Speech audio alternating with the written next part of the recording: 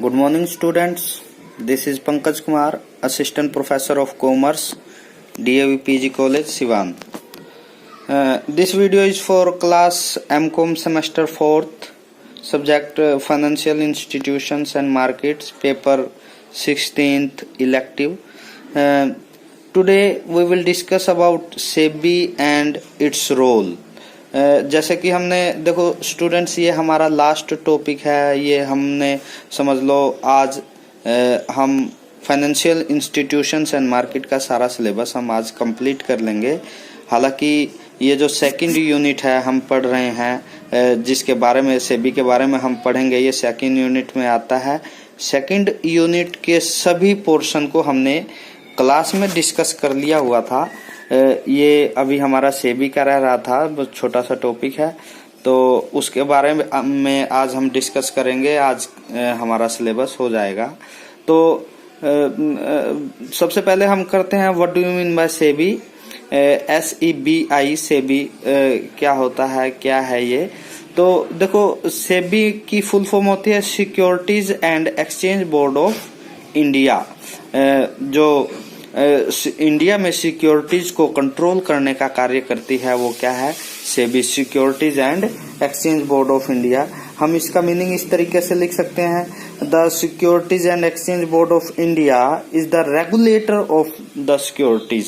ये क्या है, इंडिया में सिक्योरिटी का रेगुलेटर है, रेगुलेट करने का कार्य करता है कौन, SEBI, securities and exchange board of India. हम ये कह सकते हैं it is the regulator of the securities and commodity market in India owned by the government.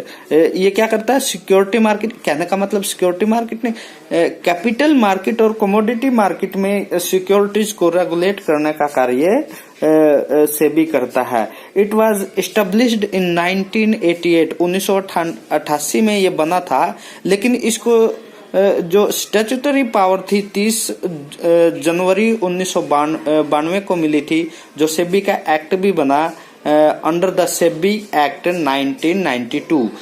इसको जो स्टैट्यूटरी पावर थी वो 30 जनवरी 1992 को मिली। ठीक है, तो ये इस तरीके से कई बार कंपटीशन में क्वेश्चन आता है कि सेबी कब बना, तो सेबी बना कब बना, 1988 में बना था। जबकि सेबी एक्ट जो है 1992 है, जब उसको स्टैट्यूटरी पावर मिली थी 30 जनवरी 1992। ठीक है, तो इस तरीके से हम सेबी के बारे में लिख सकते हैं, सेबी एक्ट 1992, और जो उसको स्टैट्यूटरी पावर मिली थी 30 जनवरी 1992, but it was established in 1988।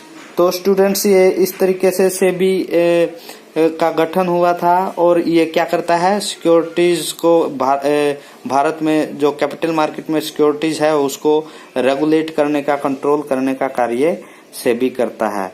तो देखो कहने का मतलब ये है कि जो सेबी है, सेबी फाइनेंशियल मार्केट को कंट्रोल करने का कार्य करता है। जैसे हमने फाइनेंशियल सिस्टम में हमने 4 कंपोनेंट्स पढ़े थे, financial institution, financial market, financial instrument and financial system. तो जो फाइनेंशियल मार्केट हमने पढ़ा था उसमें क्या क्या पढ़ा था, capital market and money market. तो इन जो फाइनेंशियल मार्केट को कंट्रोल करने का कार्य सेबी करता है। तो स्टूडेंट्स, इस तरीके से हम सेबी के बारे में लिख सकते हैं, securities and exchange board of India was established in 1988 as a non statutory body. 1988 में ये स्टैट्यूटरी बॉडी नहीं था, लेकिन 30 जनवरी 1992 को इसको जब स्टैट्यूटरी पावर मिली तो ये स्टैट्यूटरी बॉडी हो गई। ठीक है, तो इस तरीके से हम लिख सकते हैं। इसका हेडक्वार्टर मुंबई में है, बांद्रा कुर्ला कॉम्प्लेक्स मुंबई में है। तो ये हम सेबी के बारे में थोड़ा थोड़ा सा इसके मीनिंग को लिख सकते हैं। उसके बाद हम इसके रोल को पढ़ेंगे स्टूडेंट्स, लेकिन हम सबसे पहले ये जानते हैं कि जो फाइनेंशियल सिस्टम, फाइनेंशियल मार्केट है उसको कंट्रोल कैसे करता है। तो देखो स्टूडेंट्स, जो फाइनेंशियल मार्केट को कंट्रोल करने के लिए सेबी ने 20 डिपार्टमेंट बनाए हुए हैं, 20 departments with the help of which SEBI regulates financial Indian financial market. Indian financial market को रेगुलेट करने के लिए सेबी ने 20 डिपार्टमेंट बनाए हैं, जो कि हम पढ़ सकते हैं। जैसे पहला है commodity derivative market regulation department, इसको हम CDMRD बोलते हैं। ये क्या करता है? फाइनेंशियल मार्केट को रेगुलेट करने का कार्य करता है।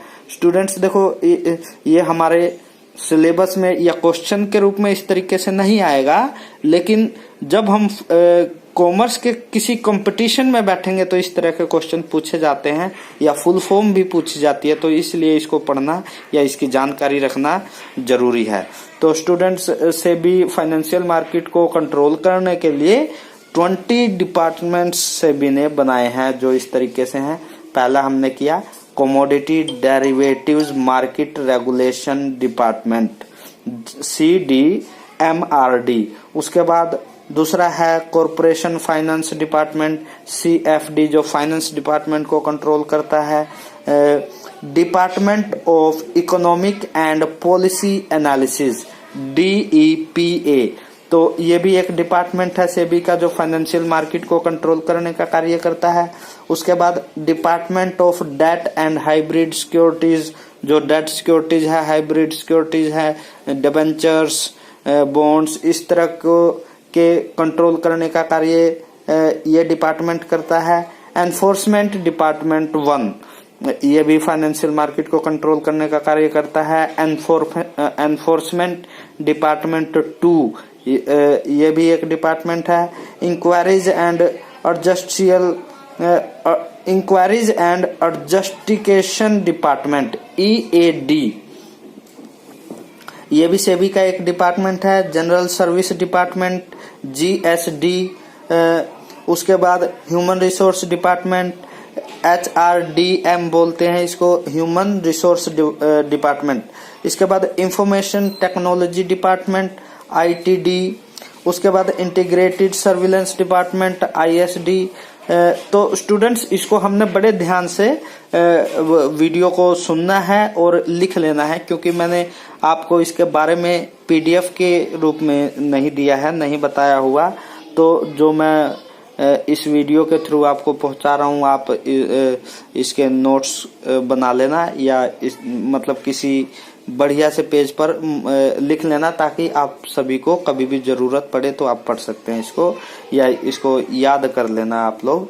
तो हमने ये डिपार्टमेंट पढ़े। आगे है investigation department IVD, investigation department पढ़ा। उसके बाद हम करेंगे student investment management department IMD, investment management department.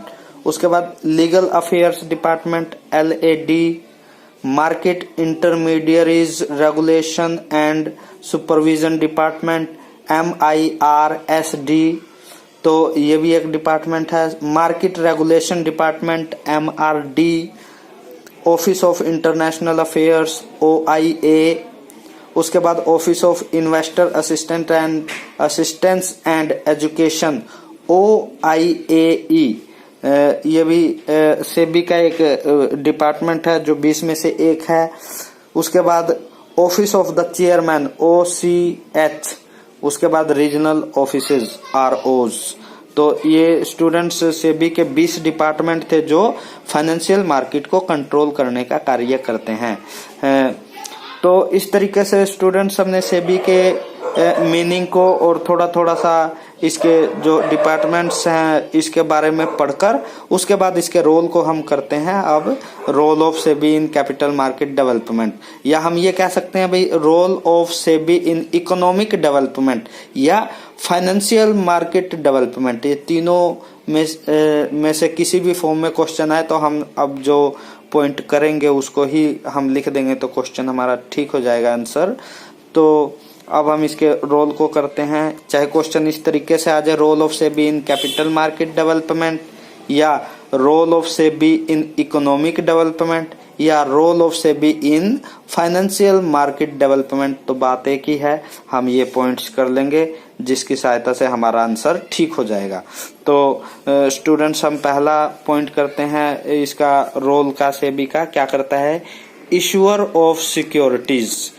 देखो सिक्योरिटीज को इशू करने का कार्य सेबी करता है, यानी इशू करने का कार्य, रेगुलेट करने का कार्य। जो जितनी भी हमारी सिक्योरिटीज हैं, शेयर, डिबेंचर, बॉन्ड्स, ये क्या है? इनको इश्यूज करने का कार्य सेबी करता है। हालांकि कई बार कंफ्यूजन होती है स्टूडेंट्स को कि इश्यूज ऑफ करेंसी और इश्यूज ऑफ सिक्योरिटी ये कौन कौन करता है। ये कई बार आरबीआई हम लिख लेते हैं या कई बार सेबी लिख देते हैं। तो देखो जो सिक्योरिटीज इशू का काम कौन करता है? सेबी। जबकि करेंसी इशू का कार्य हमारा आरबीआई करता है, रिजर्व बैंक ऑफ इंडिया, जो भारत का सेंट्रल बैंक है वो करता है। ठीक है, तो आप सभी ने कंफ्यूज नहीं होना। इशूअर ऑफ सिक्योरिटीज कौन है? सेबी। भाई सेबी इसको इशू करने का कार्य करता है। उसके बाद सेकंड पॉइंट लिखेंगे हम, players in the capital market. Capital market का ये प्लेयर है सेबी। देखो इसको हम ये भी कह सकते हैं, ट्रेडर है, इन्वेस्टर है, दोनों है। ट्रेडिंग भी करता है, इन्वेस्टिंग भी करता है। तो देखो सेबी में securities and exchange board of India जो है वो एक्सचेंज बोर्ड को रेगुलेट करता है, स्टॉक एक्सचेंज को। जैसे भारत में stock exchange, Mumbai stock exchange है, नेशनल स्टॉक एक्सचेंज है, इन सभी को कंट्रोल करने का कार्य और इसमें ट्रेडिंग करने का कार्य, इन्वेस्टिंग करने का कार्य सेबी करता है। इसलिए इसको क्या बोल दिया हमने? Players in the capital market. उसके बाद नेक्स्ट हम करेंगे फाइनेंशियल इंटरमीडियरीज।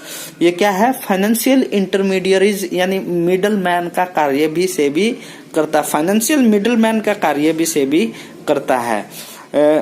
नेक्स्ट पॉइंट हम लिखेंगे, protecting the interest of the investors and financial institutions. ये क्या करता है?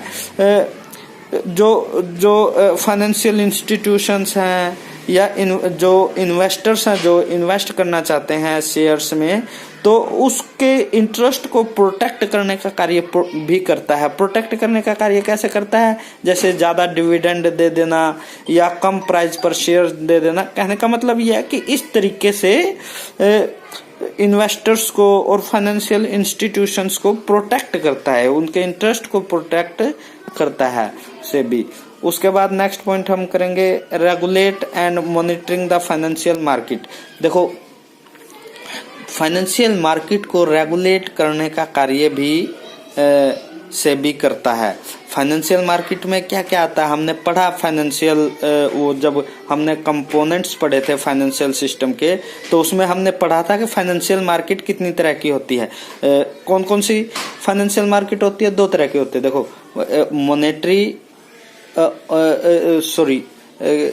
Money market and capital market, दोनों को रेगुलेट करने का कार्य सेबी करता है।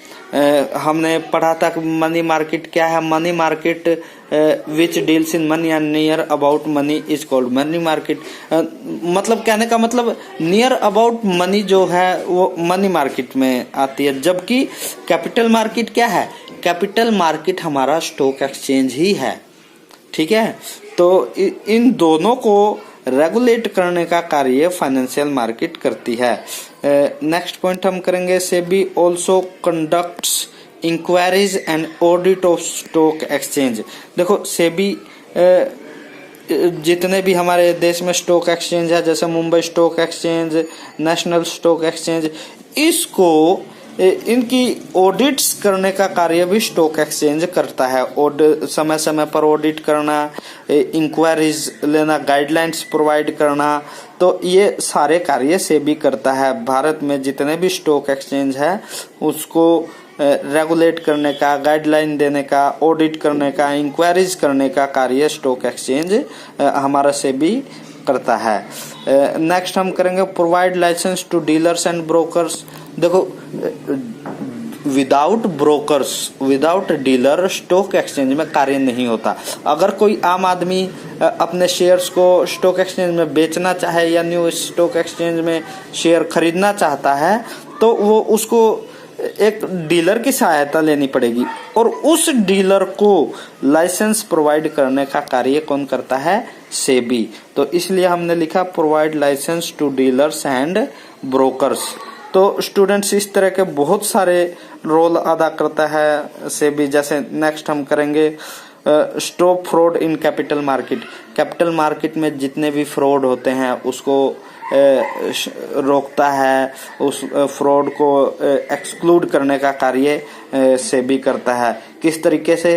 किसी मतलब ऑथराइज्ड पर्सन को लाइसेंस देता है ताकि वो बढ़िया से काम करे, लोगों की जो इन्वेस्टर्स हैं उनके इंटरेस्ट को प्रोटेक्ट करे। तो इस तरीके से मतलब कैपिटल मार्केट में जो फ्रॉड होता है उसको भी कंट्रोल करने का कार्य सेबी करती है।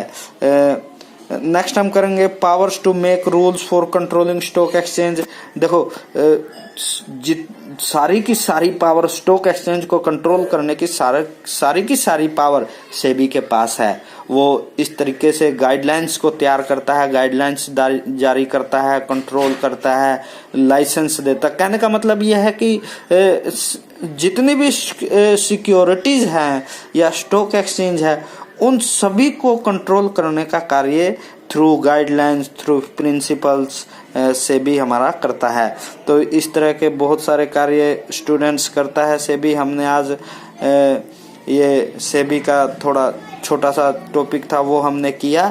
स्टूडेंट्स इसको हमने ध्यान से कर लेना है। बार बार ये क्वेश्चन हमारे एग्जाम में आता है, इसको बढ़िया तरीके से प्रिपेयर्ड कर लेना स्टूडेंट्स। आज के लिए इतना ही। Thank you students, thank you.